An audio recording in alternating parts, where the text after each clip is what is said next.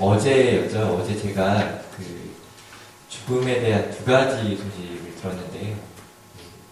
하나는 저희 그 할아버님이 돌아가셨다는 이야기였고, 또 하나는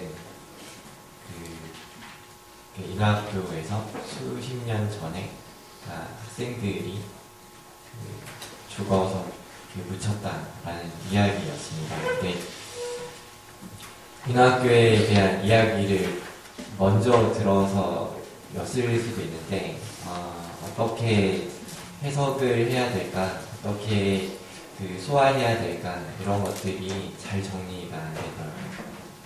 사실 생각해보면 이런 죽음에 대한 이야기들, 그리고 인권유린에 대한 사건들, 우리가 이미 모르지 않는 일이고 충분히 예상할 수 있었던 그런 일이기도 하잖아요. 근데 어제의 그 충격은 사실 이미 있을 거다라고 생각은 했으나 실제로 그것들을 확인했을 때의 그 충격, 그리고 확인하지 않았으면 참 좋았겠다라는 그런 마음들이 좀 뒤섞였던 것 같아요. 그리고 제가 어제 정말 되는 일이 없었는지 귀를 다쳤거든요. 그래서 지금 보니까 한쪽으로만 들으니까 이 공감감이 굉장히 떨어지는 것 같아요. 근데 아마도 이 문제에 있어서 책임을 져야 하는 사람들도 눈앞에서 어떤 사람들이 자신의 피해들을 이야기할 때 그것들이 입체적으로 자신에게 와닿지 않고 굉장히 평면적으로 느껴지지 않았을까라는 생각을 해보게 됐습니다. 네, 이제 제가 해야 되는 이야기들을 시작해 볼 건데요. 자료집을 좀 이렇게 펴고 같이 봐주시면 좋을 것 같아요. 경과들을 좀 보면서 좀 말씀을 드리면 좋을 것 같은데요. 네, 자료집이 몇 페이지인지는 잘 모르겠습니다. 점자문이 달라서요. 일단 이 사건이 처음 세상에 알려지게 된 것은 사실은 굉장히 우연한 우연함이 만들어낸 사건이기도 하거든요. 그러니까 이 성폭행을 당했던 아이의 친구가 학교를 통학하면서 다니고 있었는데, 당시 그렇게 통학하면서 다니던 그 성폭행 피해 친구가 그 성폭행을 당했던 그 친구랑 채팅을 하고 있는 걸 이 통학하는 친구가 친구의 어머님이 우연히 보시고 그 케어 누르면서 이게 그 상담을 받게 된 이런 계기들, 굉장한 우연이죠. 근데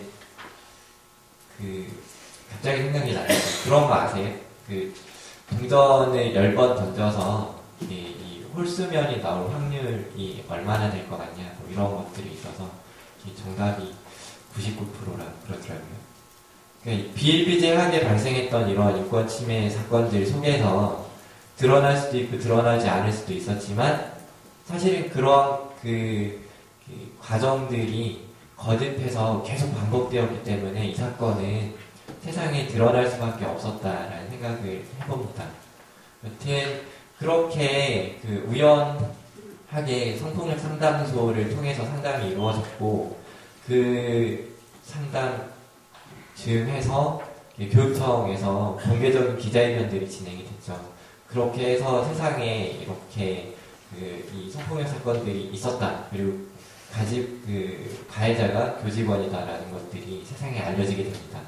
그리고 PD수첩 11월 1일자 PD수첩을 통해서 이 사건의 전모가 공중파를 통해서 세세하게 알려지게 되고요. 그 뒤에 가해자로 지목되었던 소수 교직원, 당시에 알려졌던 2인에 한해서 구속이 이루어지고, 11월 18일 날 국가인권위원회가 진정을 접수받아서 조사를 시작하게 됩니다. 근데 지금도 그렇지만 사실 당시에 국가인권위원회에도 역시나 인력이 많이 부족해서 이 사건에 대한 조사들이 굉장히 더디게 이루어지고, 그리고 사건 조사도 굉장히 좀 쉽지 않은 과정에 있어서 이 결론이 나기까지 굉장한 시간이 걸리게 되거든요. 그런데 이러한 국가인권위원회의 조사가 이루어지는 동안에 사실은 관청, 그러니까 구청이나 교육청 등등에서 행정적인 이런 조치들을 좀 전혀 취하지 못하고 있었던 상황들이 계속 있었고, 그런 이제 행정적인 조치들, 그런데 이제 구체적으로 이 성폭행 사건과 관련돼서 이 학교를 위탁받아가지고 운영했던 이 사회복지법인 우석의 임원들에 대한 해임 명령을 당장 해라라는 해임해야 한다라는 내용들을 가지고 한참이 지나서 11월에 이 인권위 조사가 시작이 됐는데, 그 뒤로부터 한 반년가량 뒤에 또 여전히 상황들이 개선되지 않아서 인하학교 성폭력 대책위가 천막농성을 시작하게 됩니다.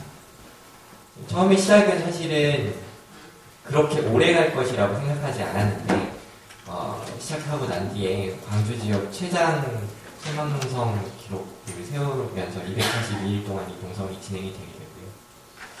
굉장히 좀 안타까운 시간들이기도 했습니다.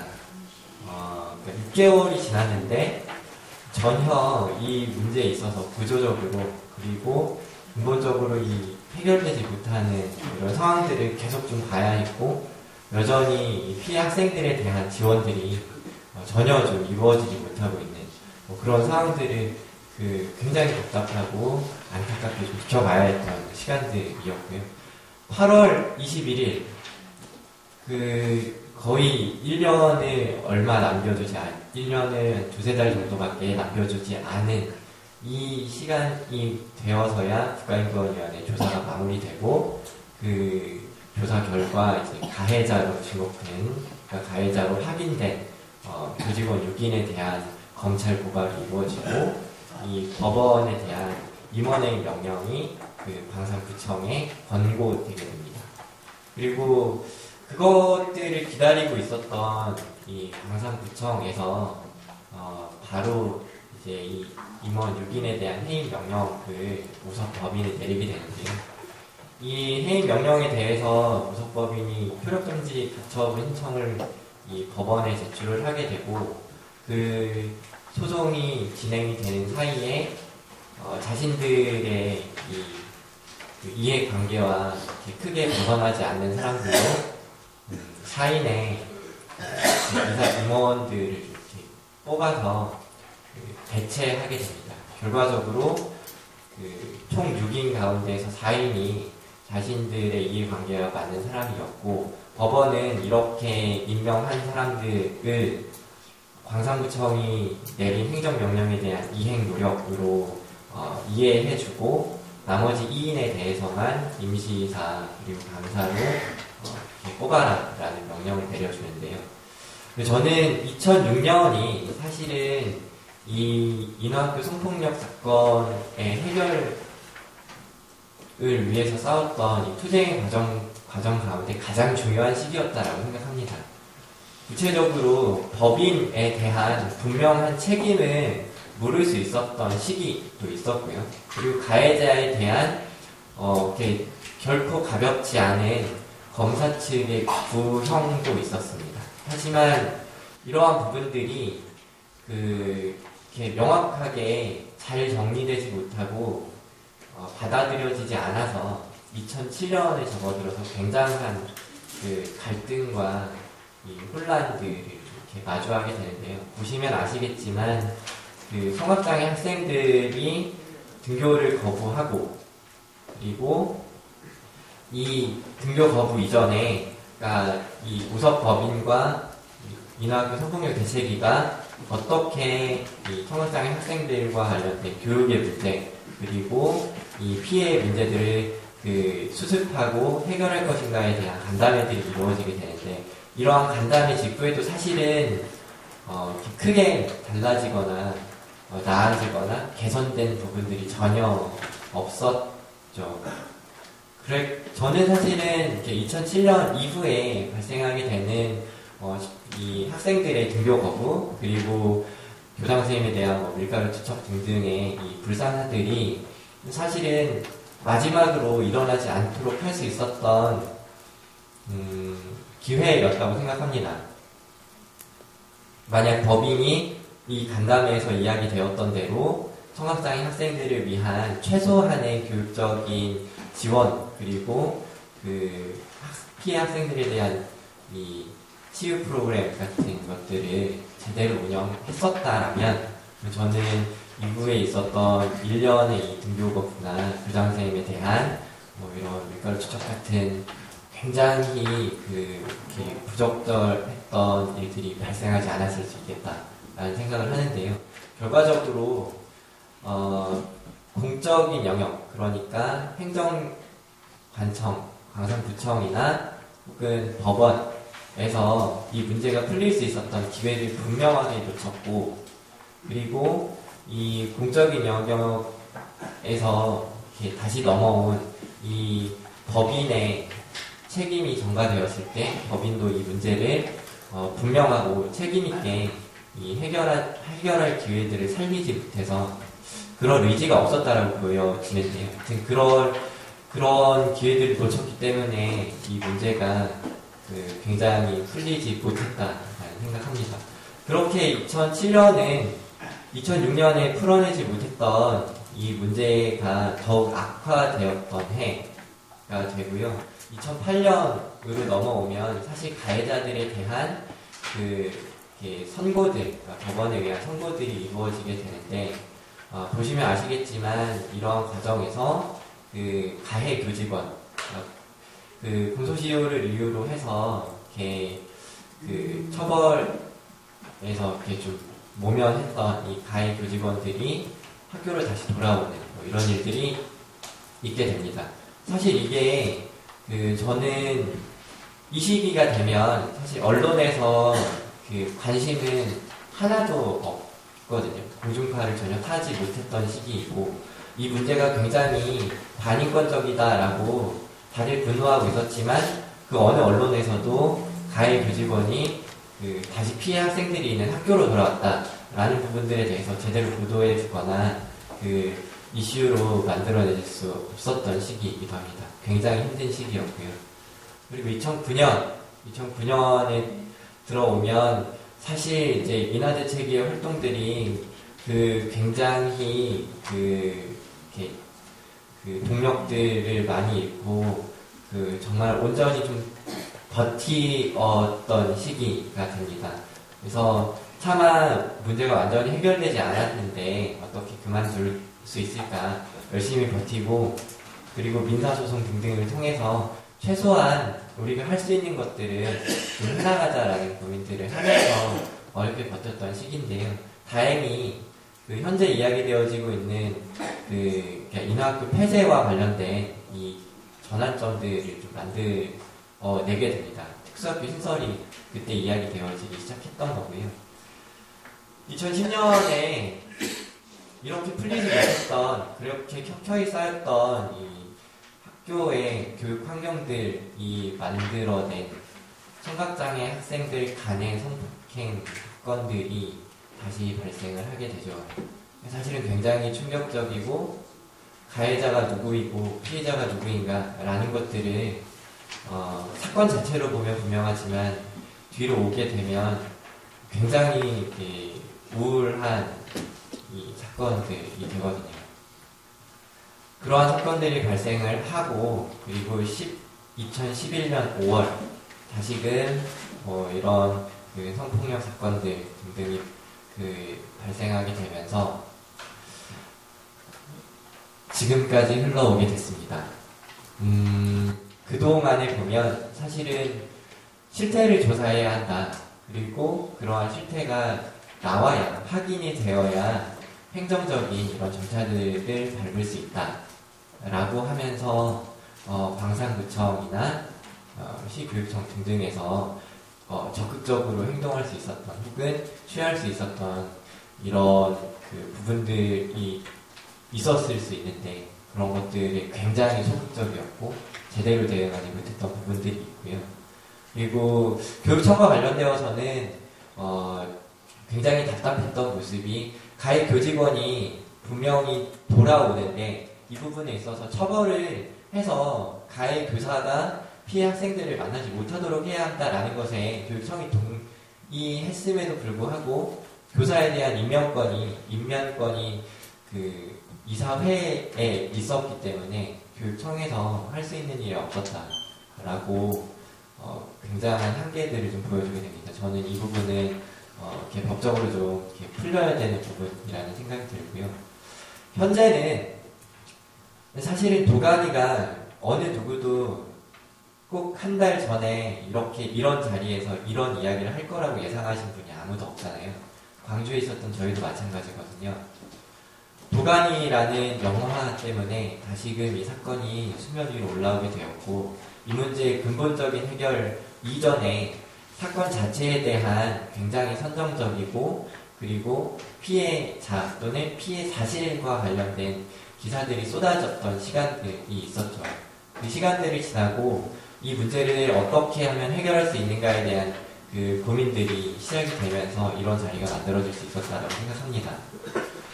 중요한 건 저는 이후에 어떻게 이 사건이 재발되지 않도록 그 법을 개정할 것인가에 대한 논의 굉장히 중요하다라는 생각하고요. 그 논의들을 하기 위한 자리가 바로 이 자리라고 생각합니다. 하지만 그에 못지않게 그 이전에 피해를 당했던 학생들 그리고 현재 그러한 공간들에 살고 있는 눈으로 분명하게 확인되었던 인화학교, 인화원에 있는 사람뿐만 아니라 아직 드러나지 않고 있지만 현재 그런 조건에 있는 사람들 이 사람들에 대한 그 선제적인 혹은 다시 그 지원을 어떻게 할 것인가 피해자들에 대한 지원을 어떻게 하고 어떻게 이 사회, 지역사회에서 같이 살아갈 수 있도록 시스템을 갖출 것인가라는 게 이 법 개정 못지않게 굉장히 중요한 사실이라고 생각합니다. 광주에 지금 현재 진행되어지고 있는 상황은 10월 10일 날 그 시교육청과 광산구청이 인화학교 그리고 인화원에 대한 위탁 취소 통보를 한 상황이고요. 그래서 그 통보한 이후에 그 청문 절차를 앞두고 있는 상황입니다. 그리고 그 내부적으로는 현재 그 공간에 살고 있는 학생들 그리고 생활인들이 그 원하는 곳에서 살 수 있도록 그 전원 조치를 고민을 하고 있는 상황인데 지역에서 이렇게 큰 이슈가 터졌음에도 불구하고 최 50명 내외, 그러니까 60명도 되지 않는 이 사람들이 당장 자신이 그 생활했던 이 생활시설하고 엇비슷하게 열악한 시설 말고는 갈 곳이 없다라는 상황들을 직면해야 되는 실정입니다. 굉장히 우울하죠. 죽거나 혹은 다치거나라는 영화 제목이 생각이 나는데요. 그러니까 그렇게 피해를 당했던 공간에 그대로 머무르고 있거나 아니면 그 정도로 열악한 다른 시설로 가서 살거나를 선택해야 하는 상황을 직면하고 있는 거거든요. 그런데 이 문제가 사실은 그 복지부에서 이 거주시설 혁신 방안을 내놓고 시설 소규모화에 대한 정책 이야기를 한참 좀 지난 해 2011년인 현재에도 여전히 이 사람들이 갈 곳이 마땅치 않다라는 현실을 마주하고 있는 거거든요. 굉장히 저는 시사하는 바가 크다라고 생각하고요. 법 개정 못지않게 그 구체적으로 지금 현재 그 공간에서 생활하고 있는 사람들이 어떻게 다시 지역사회로 그리고 사람들이 있는 이 공간으로 자신이 원하는 삶의 형태를 취하면서 살아갈 수 있도록 지원할 것인가. 이거는 법 개정만큼이나 떠들썩하게 이야기되지 못할 거고요. 국회의원들이 해주실 수 있는 일이 아닐 수도 있으니까요. 지역에서 이러한 문제들이 계속 그 구체적으로 논의되어지고 만들어져 갈 텐데 저는 정말 이런 것들이 진짜 싸움이라고 생각하고 그러한 것들을 위해서 지금 현재 천만공성 중에 있습니다. 잘 드러나지 않게 될 거라고 생각하고요. 그리고 정말 힘든 싸움이 될 거라고 마음 먹고 있는데 그래도 이 법 개정 이 문제에 대해서 관심을 갖는 만큼 노력하는 만큼 실제 지역사회에서 그렇게 살아가고 있는 사람들에 대한 현재의 지원이 어떻게 이루어지고 있는가에 대한 관심과 노력 그런 것들 정말 필요하고 힘 보태주시면 참 좋겠습니다.